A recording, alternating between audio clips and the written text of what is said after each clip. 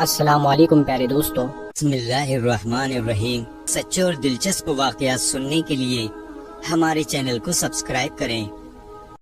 ناظرین محترم، موت ایک ایسی حقیقت ہے جس پر ہر شخص یہ یقین رکھتا ہے کہ اس سے دو چار اور اس کے اندر دنیا پینا ضروری ہے۔ یہ یقین ہر قسم کے کھٹکے اور شبہ سے بالا تر ہے، کیونکہ جب سے دنیا قائم ہے کسی نفس و جان نے موت سے چھٹکارا نہیں پایا۔ کسی بھی جاندار کے جسم سے روح نکلنے اور جدا ہونے کا نام موت ہے۔ ہر انسان خواہ کسی مذہب سے وابستہ ہو یا نہ ہو، اللہ یا غیر اللہ کو معبود مانتا ہو یا نہ مانتا ہو، اس حقیقت کو ضرور تسلیم کرتا ہے کہ اس کی دنیاوی زندگی عارضی اور فانی ہے۔ پیارے دوستو، حضرت علی رضی اللہ تعالیٰ عنہ کی خدمت میں ایک شخص حاضر ہوا اور پوچھنے لگا، اے امام علی رضی اللہ تعالیٰ عنہ، قبر میں انسان کی پہلی رات کیسے گزرتی ہے؟ تو حضرت علی رضی اللہ تعالیٰ عنہ نے فرمایا کہ میں نے اللہ تبارک و تعالیٰ کے رسول صلی اللہ علیہ وسلم سے سنا ہے کہ انسان کی سب سے زیادہ مشکل رات قبر کی پہلی رات ہوتی ہے، جب دوسرے انسان، اس کے عزیز و اقارب اور رشتہ دار اسے دفنا کر چھوڑ کر چلے جاتے ہیں تو وہ انسان روتا رہتا ہے اور ہر ایک دوست کے پاس آتا ہے اور اسے روکنے کی کوشش کرتا ہے کہ مجھے چھوڑ کر نہ جاؤ، لیکن افسوس اس کی آواز کوئی نہیں سنتا۔ حضرت ابو سعید خدری رضی اللہ عنہ سے روایت ہے کہ حضور اکرم صلی اللہ تعالی علیہ وسلم نے ارشاد فرمایا، لوگوں اپنی موت کو یاد کیا کرو۔ قبر ہر دن اپنے مردوں سے یہ اعلان کرتی ہے کہ میں غربت اور تنہائی کا گھر ہوں، کیڑے مکوڑوں کا گھر ہوں، مٹی کا ڈھیر ہوں۔ جب مومن کو دفن کیا جاتا ہے تو قبر اسے مرحبا کہہ کر خوشخبری دیتی ہے کہ میری پشت پر چلنے والوں میں سے تو بڑا محبوب تھا، آج میں تیری ہو گئی ہوں اور تو میرے پاس آ گیا ہے، آج میرا احسان دیکھ۔ یہ کہہ کر قبر کشادہ ہو جاتی ہے اور جنت کا دروازہ کھول دیا جاتا ہے جہاں اس کو تازہ ہوا آتی ہے۔ حضرت ابو ہریرہ رضی اللہ عنہ سے مروی ہے کہ نبی کریم صلی اللہ تعالی وسلم ایک جنازے میں شریک تھے اور میں بھی آپ صلی اللہ تعالی علیہ وسلم کے ہمراہ تھا۔ آپ ایک قبر پر بیٹھ گئے اور فرمایا کہ یہ قبر ہر روز با آواز بلند کہتی ہے کہ اے آدم کی اولاد، تو کیوں مجھے بھول گیا؟ کیا تجھے یہ معلوم نہیں کہ میں تنہائی کا گھر ہوں، غربت کا گھر ہوں، وحشت کا گھر ہوں اور کیڑے مکوڑوں کا گھر ہوں؟ مگر اللہ تبارک و تعالیٰ جس کے لیے کشادگی کا حکم فرمائے گا اس کے لیے کشادہ ہو جاؤں۔ اس کے بعد آپ صلی اللہ تعالی علیہ وسلم نے ارشاد فرمایا، اے قبر، تو یا تو جنت کا چمن ہے یا پھر آگ کا ایک تندور ہے۔ حضور اکرم صلی اللہ تعالی علیہ وسلم نے ارشاد فرمایا کہ مردہ جب قبر میں رکھا جاتا ہے تو قبر اسے کہتی ہے، اے ابن آدم، تو ہلاک ہو، تجھے کس چیز نے مجھ سے دھوکے میں رکھا؟ کیا تجھے معلوم نہ تھا کہ میں کیڑوں مکوڑوں کا گھر ہوں؟ تجھے کس چیز نے مجھ سے بہکا کر نڈر کر دیا اور تو میری پشت پر بہت اکڑ کر چلتا تھا؟ اگر وہ مردہ نیک ہوگا تو جواب دینے والے اسے جواب دیں گے کہ اے قبر، تو دیکھ تو صحیح اس کے اعمال کیسے ہیں، یہ اچھائی اختیار کرتا تھا اور برائی سے دور رہتا تھا۔ یہ سن کر قبر کہتی ہے، بے شک یہ نیک تھا، اب میں اس کے لیے سرسبز ہو جاتی ہوں۔ مردے کا جسم اس وقت منور ہو جاتا ہے اور اس کی روح اللہ تبارک و تعالی کی طرف بھیج دی جاتی ہے۔ پیارے دوستو، حضرت عبداللہ بن عبید رضی اللہ عنہ سے روایت ہے کہ نبی کریم صلی اللہ تعالی علیہ وسلم نے ارشاد فرمایا کہ مردہ قبر میں پیشتہ ہوتا ہے اور ان لوگوں کے گھروں کی آواز بھی سنتا ہے جو اس کے ساتھ جنازے میں گئے ہوں۔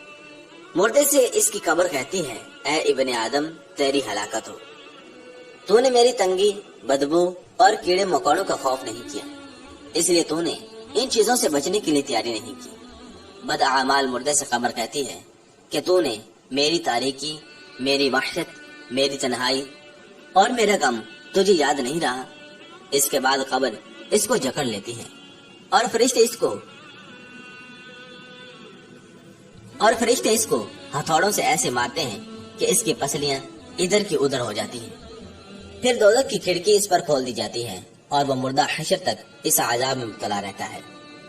اور مرنے کے بعد ہر مردے کو صبح اور شام اس کا ٹھکانہ دکھایا جاتا ہے۔ فرشتے جنتی کو جنت دکھا کر خوشخبری دیتے ہیں اور دوزخی کو دوزخ دکھا کر اس کی حسرت اڑاتے ہیں۔ حضرت قتادہ رحمۃ اللہ تعالی علیہ ارشاد فرماتے ہیں کہ عذاب قبر کے 3 حصے ہیں۔ 1/3 عذاب پیشاب سے نہ بچنے کے سبب ہوتا ہے اور 1/3 عذاب غیبت کے سبب اور 1/3 عذاب چغل خوری کے سبب ہوتا ہے۔ حضرت ابن عمر رضی اللہ عنہ سے روایت ہے کہ نبی کریم صلی اللہ تعالی علیہ وسلم نے ارشاد فرمایا، جب انسان کا انتقال ہو جاتا ہے تو اس پر صبح شام اس کا ٹھکانہ پیش کیا جاتا ہے۔ اگر وہ اہل جنت میں سے ہے تو جنت والوں کا مقام، اور اگر اہل جہنم میں سے ہے تو جہنم والوں کا مقام اس کو دکھایا جاتا ہے۔ پھر کہا جاتا ہے کہ یہ تیرا ٹھکانہ ہے، یہاں تک کہ اللہ تبارک و تعالیٰ تجھ کو قیامت کے دن اٹھائے گا۔ اللہ اکبر۔ پیارے دوستو، اسی طرح حضرت عائشہ صدیقہ رضی اللہ تعالیٰ عنہا سے روایت ہے کہ ایک یہودی عورت ان کے پاس آئی اور ان سے عذاب قبر کا ذکر کرتے ہوئے حضرت عائشہ صدیقہ رضی اللہ تعالیٰ عنہا کو دعا دی کہ اللہ تبارک و تعالیٰ آپ کو عذاب قبر سے بچائے۔ چنانچہ حضرت عائشہ صدیقہ رضی اللہ تعالیٰ عنہا نے حضور اکرم صلی اللہ علیہ وسلم سے اس کے متعلق سوال کیا کہ کیا واقعی عذاب قبر ہوتا ہے؟ تو رسول اکرم صلی اللہ علیہ وسلم نے ارشاد فرمایا، جی ہاں، عذاب قبر برحق ہے۔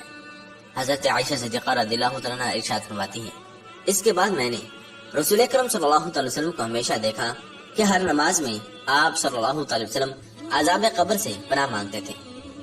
اور حضرت سیدنا ابو سعید خدری، حضرت سیدنا زید بن ثابت رضی اللہ عنہ سے روایت ہے کہ انہوں نے فرمایا، ہم قبیلہ بنو نجار کے ایک باغ میں نبی کریم صلی اللہ علیہ وسلم کے ساتھ تھے۔ آپ صلی اللہ علیہ وسلم خچر پر سوار تھے۔ اچانک وہ خچر اس طرح بتکا کہ نبی کریم صلی اللہ علیہ وسلم کو گرا دیتا۔ جب وہاں دیکھا تو 4، 5 یا 6 قبریں تھیں۔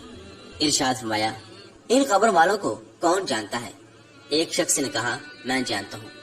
پوچھا، یہ کب فوت ہوئے؟ تو بتایا گیا کہ یہ شرک پر مرے ہیں۔ تو ارشاد فرمایا، یہ امت اپنی قبروں میں آزمائی جاتی ہے۔ اگر مجھے اس بات کا اندیشہ نہ ہو کہ تم مردے دفن کرنا چھوڑ دو گے تو میں اللہ تبارک و تعالیٰ سے دعا کرتا کہ وہ تمہیں وہ عذاب قبر سنوا دے جو میں سنتا ہوں۔ حضرت سیدنا زید رضی اللہ عنہ نے کہا کہ نبی کریم صلی اللہ علیہ وسلم ہماری طرف متوجہ ہوئے اور ارشاد فرمایا، تم آگ کے عذاب سے اللہ تبارک و تعالیٰ کی پناہ مانگو۔ چنانچہ صحابہ کرام علی مردوان نے عرض کیا، ہم جہنم سے اللہ تبارک و تعالیٰ کی پناہ مانگتے ہیں۔ پیارے دوستو، یہ دنیا کی زندگی عارضی اور ختم ہونے والی ہے۔ اللہ تبارک و تعالیٰ قرآن پاک میں ارشاد فرماتا ہے، کل نفس ذائقۃ الموت، کہ ہر جاندار نے موت کا ذائقہ چکھنا ہے۔ اور حضور نبی کریم صلی اللہ علیہ وسلم نے ارشاد فرمایا، الدنیا مزرعۃ الآخرہ، کہ یہ جو دنیا ہے یہ آخرت کی کھیتی ہے، یہاں پر جو بوئے ہوئے قیامت کے دن وہی ملے گا۔ لہٰذا آج ہمارے پاس وقت ہے، ہمیں چاہیے کہ اللہ اور اس کے محبوب صلی اللہ علیہ وسلم کو راضی کر لیں، اپنے تمام گناہوں سے توبہ کر لیں اور اپنی زندگی قرآن و سنت کے مطابق گزاریں۔